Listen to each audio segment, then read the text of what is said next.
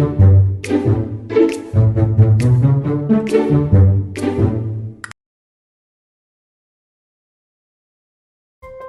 day there is new life. How we care for that life determines whether it will flourish or fade. Together, we're creating a world where life flourishes.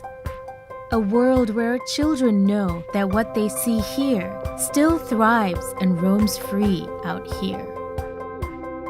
We have so much love, but we need so much more. We have so much love, but we need so much more. We have so much love, but we need so much more. We have so much love, but we need so much more.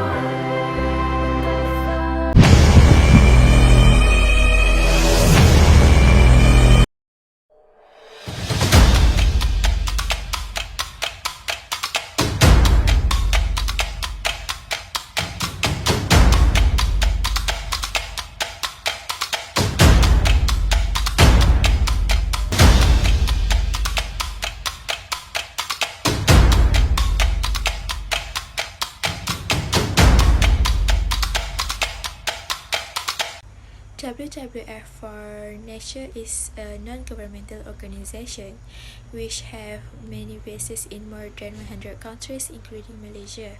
WWF works to help the environment in ensuring the survival of the environment so that the human race is not to focus on development until they forget how important the environment is to the human race. WWF started in 1961, where by that time there is a limited number of the organization that focuses on the environment around the world, and the most of the organization that exist in short of funds. Hence, they agreed to create the World Wildlife Fund as an international organization on fundraising to give financial support to other organizations that are protecting the environment. In Malaysia, WWF began in 1972 when HRH Prince Philip presented late Tan Sri Khair Johari with the official WWF charter. WWF freshly Malaysia's installed president at the time. The name of the World Wildlife Fund was changed to the World Wildlife Fund for Nature in 1987 to reflect the fact that it now focuses on the broader range of natural issues, including animals on land, marine life, climate change, and many more. Dulu Yang Mahamulia Sultan Azlan Shah was named patron of the WWF Malaysia in 1992. With the passage of time, numerous initiatives and programs have already been complete. In Malaysia, WWF focuses on large-scale conservation efforts that can have a significant impact on the environment. Species, forest, freshwater, marine, environmental education, policy, and sustainable markets are the emphasis of WWF. This demonstrates that they are serious about environmental preservation and fully support the United Nations Sustainable Development Goals, which were launched in 2050. So I will continue with the WWF program. From forest program, over 2/3 of no terrestrial species will be found in the forest, with many of them being endangered. Malaysia's land area was formerly nearly totally covered in forest, and woods they cover roughly 54% of the country's total land area today. Other than that, forest has become a big concern in Malaysia, which is still a developing country. According to the WWF Malaysia, Malaysia forest cover decreased by only 8.12 million hectares from 2001 to 2019. This have caused significant damage to Malaysia forest area. The WWF Malaysia also provide a program for for the protected area, which can be classified into two landscapes, which Peninsula Malaysia and Sabah and also Sarawak. Program from Forest LBDF Malaysia relaunched Sabah Landscape Program to promote holistic conservation approach. The Worldwide Fund for Nature Malaysia LBDF Malaysia has relaunched its conservation program in Sabah, which focus on a holistic approach to environmental protection and conservation using a landscape strategy. The newly launched Sabah Landscape Program integrates a forest, wildlife, and river preservation with RSPO certified oil palm production, as well as a restoration of biological corridors and riparian reserve to achieve both conservation and sustainable development.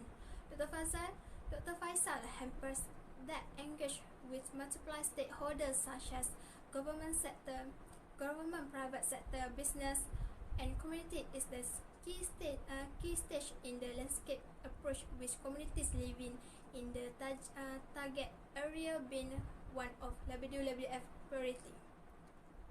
The LBDF nature focus in the marine environment. The LBDF Malaysia has two pairs for maritime conservation. This were two programs with the Conservation of Marine Program by LBDF Malaysia in the yearly phase of marine conservation action, which lasts from 2004 to 2014. The first program for marine is the Peninsula Malaysia SIS program. For example, has two project location in Terengganu and Melaka.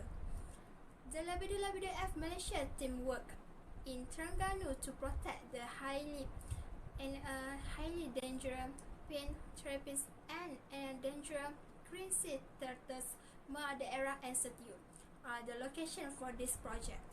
In the meantime, the Melaka team collaborate with local partners on a conservation project to protect critically dangerous hawksbill turtles. Melaka was discovered to have the largest nesting population of that species. Therefore, the second program is the Sulu Sulawesi Marine Ecoregion SSME, the Kudat Bangi Priority Conservation Area, and the Sampurna Priority Conservation Area were the sites of two SSME field initiatives. The LBDF Malaysia team collaborate with local communities, local government, and the state government, and the commercial sector in Malaysia. The goal of this partnership and network is to better management of important threat ecosystem and species. It was here that the LBDF Malaysia began to take an integrated approach to conservation in Malaysia, focus on transformative techniques and what will bring about change and have a big impact. The Sulu Sulawesi Marine Ecoregion program aims to protect Indonesia, Malaysia, and Philippines' shared ecology. The Worldwide Fund LBDF recognized 200 ecoregions around the world in 1997, which it defined as the first units at the sea having psychological unit species, ecosystem dynamic, and environmental. The Sulu Sulawesi Marine Ecoregion SSME was designed as a priority site because to its ecological characteristics, as well as the three countries' previous stewardship initiative and cooperative connections. The plan outlined a management framework as well as the number of collaborative national and local initiatives that the three countries could protect ecosystem. Hi, my name is Shara Izzati. I will continue with the third description of the program, which is wildlife. Wildlife are the animals that live wild in a country. Animals include amphibians, reptiles, fish, mammals, birds, and so on. In general, all the animals found in a country are considered wild, and livestock that have become white are generally not included. Wildlife are wild animals and vegetation, especially animals that live in their natural and untamed state.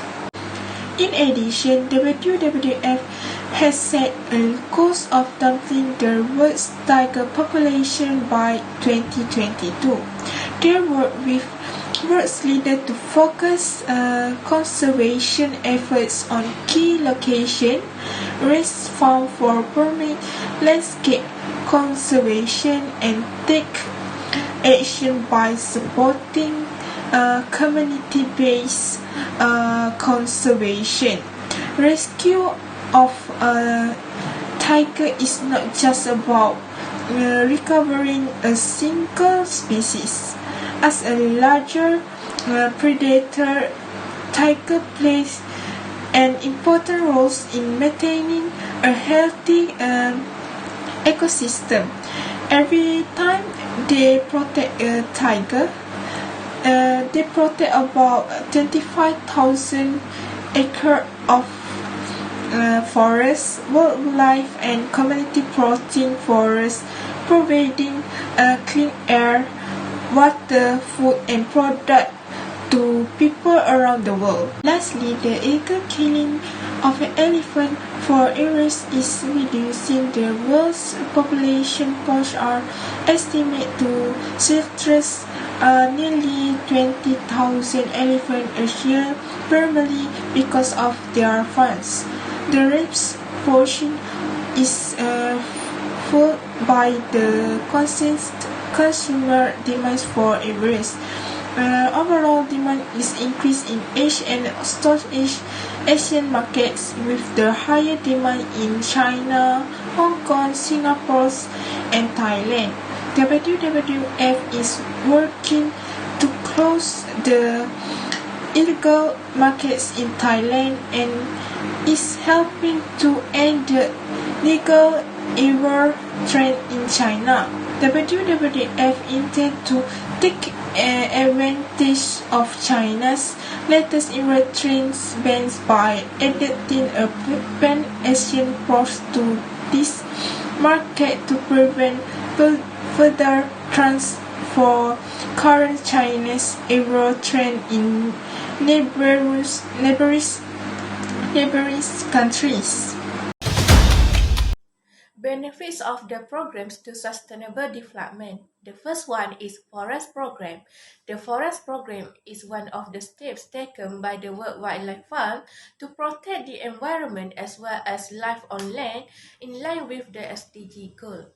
For example, the Malaysian rainforest, which aims to protect flora and fauna. In addition, they have also implemented the Herd of Borneo program and Sabah landscapes, which aims the goals of SDG, which are integrating the protection of forests, wildlife, and also the rivers. These five programs lead to the same benefits over their potential in efforts to protect forests and environment from destruction.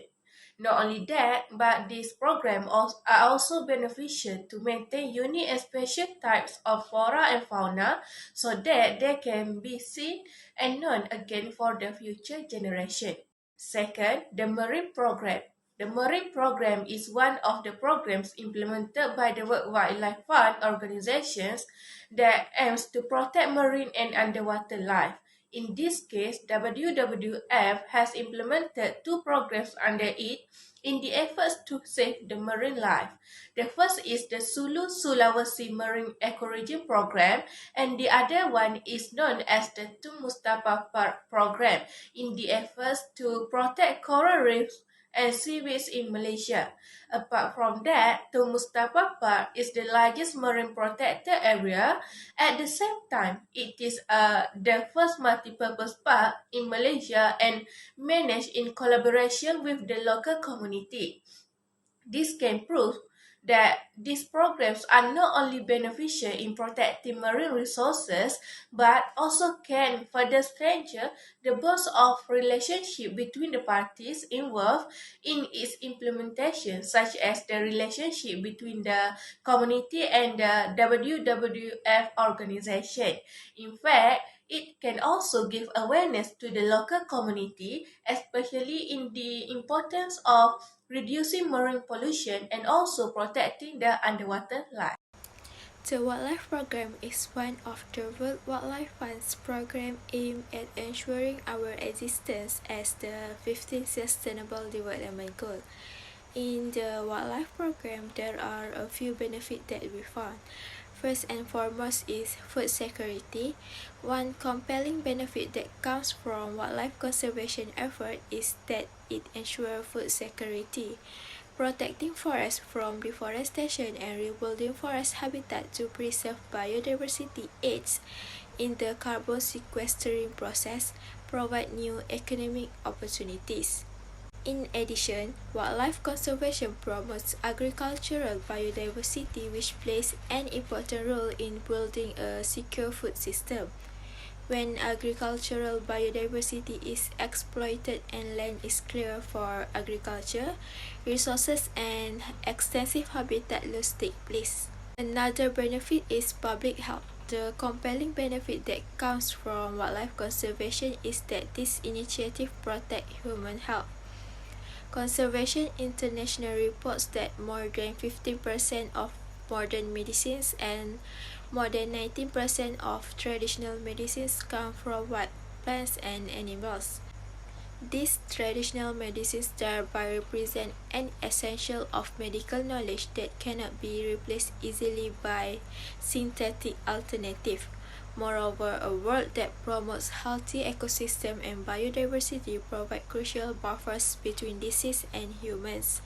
The number of studies has linked reduced diversity among mammal species and overall decrease in biodiversity to an increase in the transmission of animal-borne disease to humans. In addition to this, healthy ecosystem and biodiversity regulate climate change and mitigate water and air pollution. My name is Nurul Aisyah binti Ahmad Syawaluddin. My student ID 2019202696. Then I will continue with suggestion for improving the program. The first one is improve the program of forest activity, which is control the illegal activity that must be strictly controlled, such as law enforcement. Can be example, law enforcement controlled by forestry department to protect the forest from the issue of illegal logging, which also affect the life in the forest. Also, to conserve the forest is also a proposal to declare a forest reserve by the government itself, where this area cannot be cut down for activities such as agriculture and development. Other than that, for the marine program, it can be improved with priorities cleanliness over others. This is because cleanliness is a key factor to ensure the conservation of the marine environment, such as the turtle that live in the environment of beach. As we know, the hygiene is the most important that prevent the extinction of turtle living in the environment. Therefore, the cleanliness that need to be taken care is garbage or cleanliness that will cause of threat. Furthermore, the suggestion to improve the wildlife program are also to focus more on land clearing activities that will threaten wildlife. For example, taking the action against the activities such as agriculture that a measure of cause habitat destruction. In addition, mining activities and urban sprawl are also destructive. Then with this proposal, we'll be able to ensure the wildlife live in the adequate condition without any threat. Thus, this land clearing important to monitor to prevent the extinction of all flora. Lastly, as a conclusion of the program, are important to ensure the achievement of goal that's stated. This is because this program have provided a good benefit as well as forest conservation, wildlife and marine conservation.